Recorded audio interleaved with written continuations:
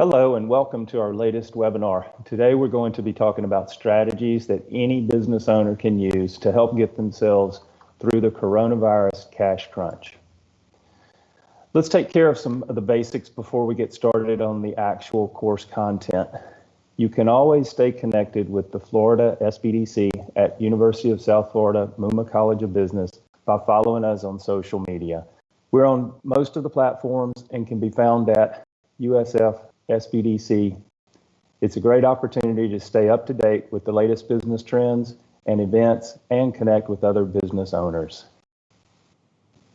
We'd also like to mention our monthly newsletter that includes all SBDC training opportunities in our region for the coming month and usually has a featured business or featured content to help make doing some business easier.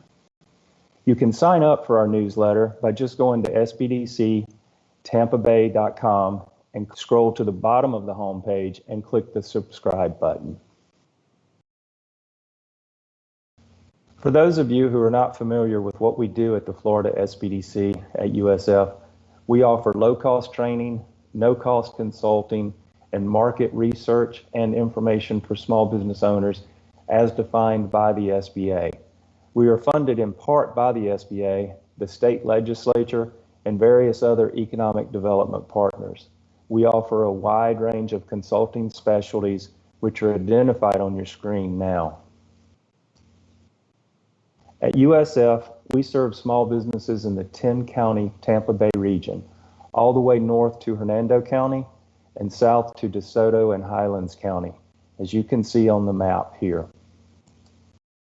I'll be your webinar presenter today. My name is Brad Owens. I'm a capital access specialist with the Florida SBDC at USF. I spent 30 years as a commercial lender in banking, all of that time working with small businesses, lending money to them, most of that time as an SBA lending specialist. I ran Bank of America's SBA division here in Tampa. I worked for a regional bank. I worked for a community bank, worked for a credit union. From all those perspectives, I helped by lending money to small businesses. I came to the SBDC at USF about 3 years ago. I'm into my third year now. And what I do is I help small businesses obtain financing. I try to get to know the local lenders, understand what their credit boxes are, and use that knowledge to help match borrowers with lenders to facilitate the process. I also help with building financial forecast for business plans and any other items that involve finance, including trying to make a business more efficient and doing deep dive studies into businesses to help educate the owners of the business and to show them how they match up to the industry norms. And with that, let's go ahead and jump into the course content today. With the pandemic economy we're currently in, there are some temporary trends we need to point out that have drastically altered the way we do business. Those include stay-at-home orders, online transactions, curbside pickup and delivery, working and learning from home, and reopening guidelines from the government. There are also some trends that may stick, though. People may continue to stay home more. They may continue to shop online versus come to your restaurant, at least for a little while, even after the reopening guidelines are implemented. The Harris Poll recently conducted research on the estimated time it will take for Americans to return to their normal activities once restrictions are lifted. The results of that research are on your screen now. Take a look at the data. These lingering effects are exactly why it's important for small businesses to guard against insolvency, which typically causes a business to shut down for good. The first step is to measure and gauge the amount of working capital available. We will look at two concepts that need to be utilized: cash burn rate and break-even analysis. Cash burn rate scenarios focus on operating expenses, not cost of goods sold. So these are your monthly expenses, regardless of how much you sell, how little, how much, your monthly expenses. So the scenarios are if revenue goes to zero and we don't cut any expenses, we have enough cash to last how many months? On the other hand, if revenue goes to zero and we do cut expenses, we now have enough cash to last how many months? Another is if revenue drops 75% and we don't cut any expenses, we have enough cash to last how many months? If revenue drops to 75% and we cut expenses, we have enough cash for how many months? Next is break-even analysis, which determines how much revenue must be generated to cover all expenses. So cash burn only looked at operating expenses. For break-even, you have to start with sales and you factor in your variable cost. So let's say you sell Frisbees, $5 a piece, they cost you $1. Your variable cost is that $1 per Frisbee. You move on now to operating expenses. So your fixed monthly cost like rent, insurance, utilities, salaries, those types of things. Those things are your fixed monthly cost, and you have to hopefully sell enough units and get the contribution margin from those units to cover your fixed cost. When you sell enough units, in my example, Frisbees, and you make $4 off of each one, when you sell enough of those to cover your fixed cost, to not make any money, but more importantly, to not lose any money, that's your break even. And that number is very important to know. Calculating and monitoring the cash burn rate and the break-even analysis of your business is the best way to determine the risk of insolvency.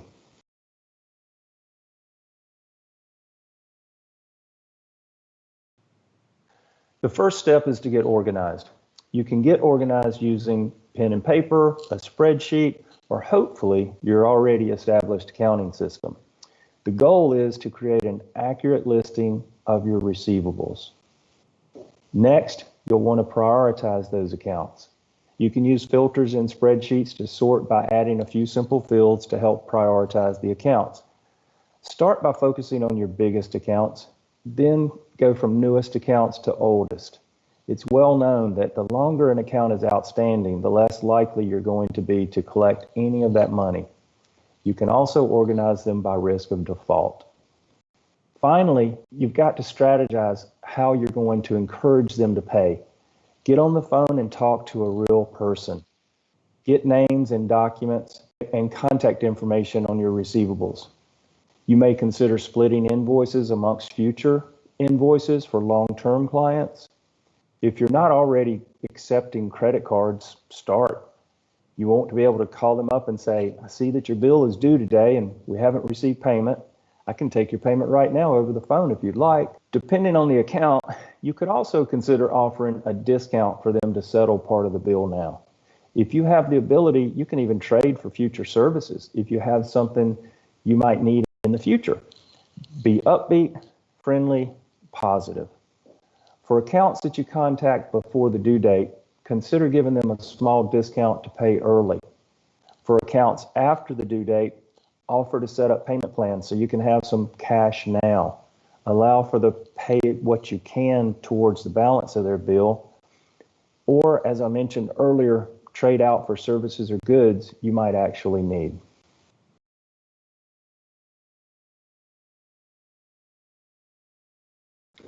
Organize your payables into A, B, and C classes.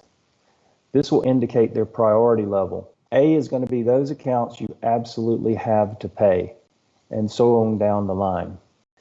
It's important to note that you can use a lot of the strategies that you are using with your receivables for payables as well. To start, call them before they call you. You can also ask for adjusted due dates or a discount on paying the entire balance for those that you absolutely must pay now. Educate your vendors with some of the strategies you are using with your clients. Again, stay upbeat, positive, and cooperative. Now more than ever, it's critical to monitor and minimize the operating expenses of your business. Strategize by classifying operating expenses into three categories: necessary, important, and expendable. Next, prioritize the largest operating expenses as they have the most impact. Negotiate with your landlord, lenders, utility companies, vendors, and service providers for all necessary and important expenses. Consider suspending payment of all expendable expenses. While suspending services or contracts from longtime vendors, for example, a pest control service, may be a very difficult decision for a business owner to take, it may be the difference between the business surviving this pandemic or becoming insolvent. The lingering effects of COVID-19 on the economy make it crucial for small businesses to measure, engage their working capital, and reduce operating expenses. These steps are critical to guard against insolvency. The pandemic economy is the new normal for the months to come. Even after all the stay-at-home orders are completely lifted and businesses begin to reopen their brick and mortar locations at full capacity, the effects may be long-lasting. The strategies discussed in today's webinar are just a starting point, and the Florida SBDC at USF is here to help you with your specific business needs. If you need additional assistance with cash flow issues or any of the other specialty areas you see on your screen now, requesting a no-cost consulting session is easy. To request consultation, just go to our website at sbdctampabay.com and click on Schedule a Consultant button.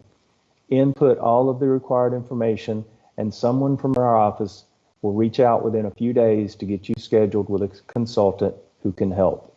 We also have resources available at your fingertips on that website.